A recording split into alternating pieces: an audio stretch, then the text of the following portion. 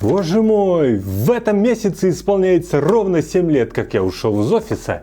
Я перестал работать на дядю и взял ответственность за свою работу, график и доходы на себя.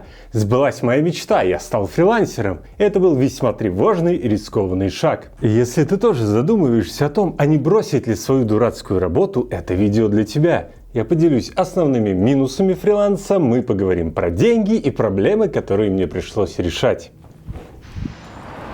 7 лет назад я понял, что хочу уйти. Со стороны моя работа казалась идеальной. Я был дизайнером в большой студии из топа теглайна. Офис класса, безлимитные капучино и тосты с джемом по пятницам. Не работа, а мечта. Но, во-первых, я дизайнер, а те, кто не работает напрямую с клиентом, не получают чаевых и бонусов. Я жил на стабильную ежемесячную зарплату. Тот случай, когда ты точно знаешь, сколько денег будет через полгода, год или два. Эта сумма не особо радует, ведь зарплаты растут и потребности. Кроме того, все отпуска запланированы на несколько месяцев вперед. Никаких сюрпризов, путешествий. Все чинно, размеренно и монотонно. В больших компаниях чувствуешь себя винтиком, который поставлен на определенном месте для решения конкретных задач. Многие романтики становятся дизайнерами, чтобы менять мир, а в итоге пилят адаптивы и работают по комментариям клиентов. Одновременно с этим я узнал от коллег, что на фрилансе можно зарабатывать гораздо больше, делая все в принципе то же самое. Говоря конкретнее, 1200-250 рублей в месяц на дизайнерском фрилансе. Деньги и свободный график – это хорошо, но решающим для меня обстоятельством было то, что я смогу работать на своем компе и не звать админа большой компании каждый раз, когда мне нужно просто поставить шрифт. Да, и такое бывало. Итак, фриланс. И первое, с чем ты столкнешься, и тебя это очень сильно удивит, это огромное количество документов, которые необходимо оформлять быстро и регулярно. Конечно, многие мне возразят, что есть всякие фриланс-биржи, да и в конце концов, деньги можно просто получать на карту, и оба варианта плохие. Ситуация с биржами трагикомическая. Вот, например, FL – самая популярная биржа, и это ни разу не реклама. Посмотрим заказы по дизайну сайтов. Что мы видим? Без всяких шуток, здесь некоторые особо расчетливые клиенты пытаются заказать дизайн сайта за 2-3 тысячи рублей. В среднем же они платят примерно десятку. Вот, например, дизайн так называемой рабочей онлайн-тетради, которая оценивается в 30 тысяч. Кажется, что это неплохо, но почитав задачу, мы узнаем, что надо красиво оформить 750 страниц. Из расчета 40 рублей за страницу. Причем на эту задачу уже откликнулось 8 рабов. Как к этому пришло, это отдельный вопрос. Скорее всего, тут расчет на школьников, для которых пару тысяч – это неплохие деньги на карманные расходы. На все остальное деньги им дают родители. Отсюда следует, что школьники чаще всего не понимают, как формировать цены и сколько на самом деле стоит такая работа. Не, друзья, на это соглашаться нельзя. Поверьте мне, это будет самая сложная и отвратительная работа за всю вашу жизнь. Есть такая многочисленная группа заказчиков, которые уверены, что знают, что им нужно и как это сделать. Просто у них нет времени или они не знают, какие конкретно кнопочки нужно нажимать. Их легко узнать. Обычно они называют цену за работу раз в 10 ниже рыночной и добавляют в описание что-то такое: простая работа, на которую у вас уйдет буквально пару часов. Так вот, это самые отвратительные заказчики. Работая по нормальной цене, вы никогда не встретите таких уебанов. Мало того, что на эти деньги совершенно невозможно прожить, так еще и за них вынут все нервы и вынесут мозг. Заказчик ведь не разбирается, он хочет Мерседес по цене Жигулей. Но если с машинами ему более-менее понятна вся глупость этой затеи, то в этих ваших IT он попробует заказать за копейки. В каждой профессии есть некоторая цена, ниже которой начинается кромешный ад с клиентами. Если тебе интересно про ценообразование, напиши в комментах и подпишись, я сниму отдельное подробное видео про деньги. Я сразу после увольнения ушел в минус, но вскоре мне удалось повысить свои цены в 3 раза, без ущерба количеству заказов.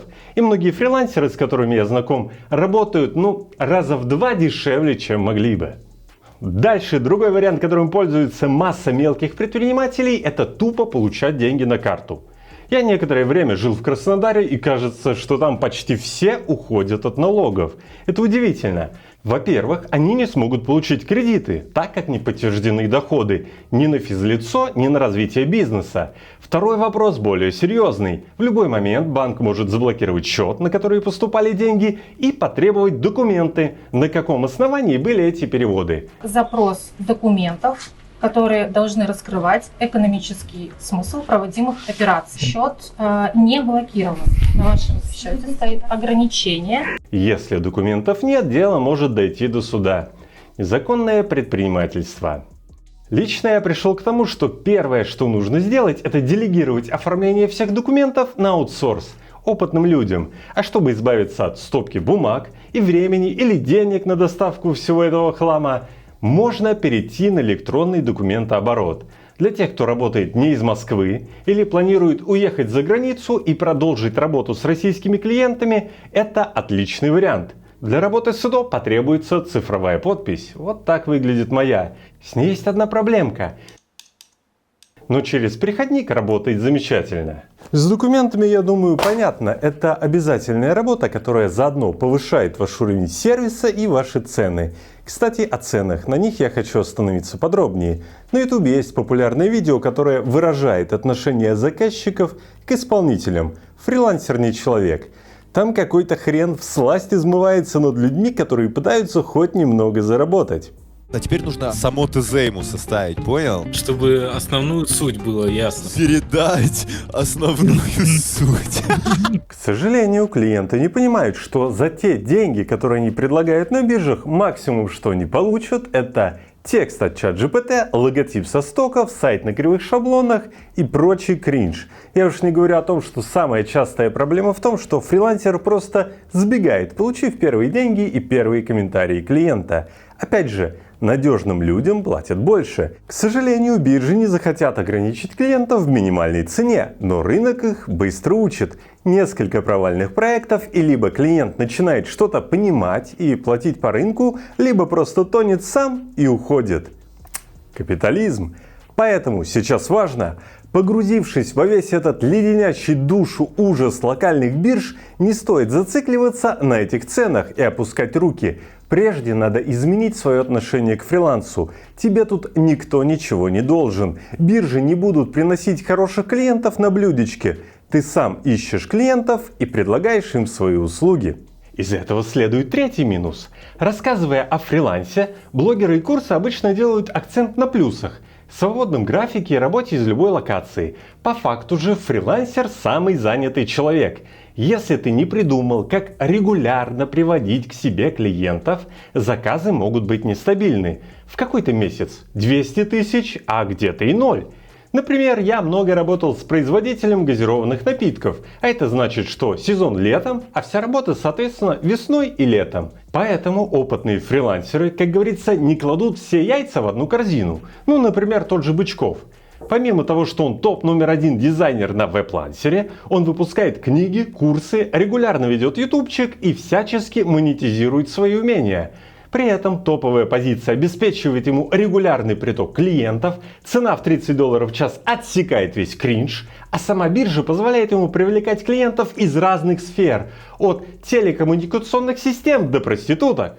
Я же сфокусировался на компаниях-международных лидерах в области производства товаров народного потребления FMCG, и в этом была моя ошибка. Я не останавливаюсь на этом подробнее, потому что вряд ли опыт в этой сфере может быть вам интересен. Для тех, кто вышел на фриланс и не смог хорошо сбалансировать свой доход из разных источников, возникает проблема, которая полностью противоположна тому, что есть в офисе. Будущее туманно. Работая в офисе, ощущаешь стабильность. Конечно, я не беру какие-то дикие случаи из 90-х, когда зарплату могли задерживать месяцами, а работники выживали исключительно за счет огородов. Такое может и сейчас где-то есть. Но обычно, работая в офисе, ты четко знаешь, сколько денег получишь в конце месяца. Можно даже открыть Google таблицу и распланировать все свои расходы и доходы до конца года. Но от этого может стать весьма печально. Но перед тем, как ты захочешь окунуться в непредсказуемый мир фриланса, я расскажу тебе о главном секрете работы в офисе, о котором я совершенно не задумывался, хотя он и лежит на поверхности. Вся моя жизнь была связана исключительно с дизайном.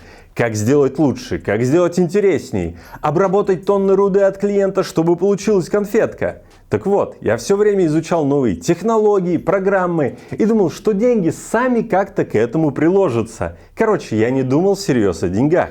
Так вот, главный и практически единственный момент, когда вы можете торговаться за свою зарплату, это собеседование на новую работу. Если для тебя важно не только качество твоей работы, но и деньги, надо регулярно ходить на собеседование. Даже если на текущей работе все устраивает. Опытные ребята заранее планируют свою карьеру и выстраивают целые цепочки компаний, в которых они хотят поработать. Например, начал с агентства, потом перешел в какой-то крупный сервис, потом в стартап. В стартапах всегда много денег, по крайней мере в самом начале, но и среднего специалиста туда никто не возьмет. Подзаработав и создав подушку, многие уезжают и продолжают свою карьеру за рубежом. Поэтому, если в данный момент ты недоволен своей текущей жизнью и работой, есть два варианта. Первый – полностью взять ответственность за свой доход на себя и стать фрилансером. Я не очень люблю это слово, потому что оно не полностью отражает всей сути. По факту это стать бизнесменом, предпринимателем. Второй вариант – продумать свою карьеру на годы вперед и прямо сейчас начать ходить по собеседованиям. Друзья, спасибо, что досмотрели это видео до конца. Подписывайтесь, скоро увидимся. Всем пока!